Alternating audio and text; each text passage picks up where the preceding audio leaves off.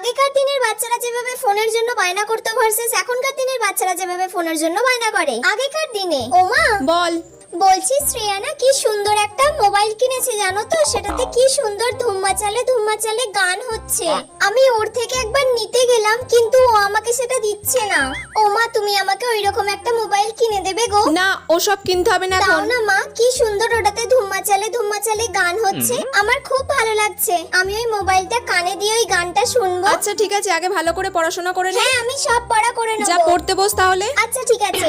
এখনকার দিনে মানা খাবি আয়। না, আমাকে যদি না এক্ষুনি ফোন দাও, আমি যদি গেম না খেলতে পারি তাহলে আমি খাবো না, পড়বো না, কিচ্ছু করবো না।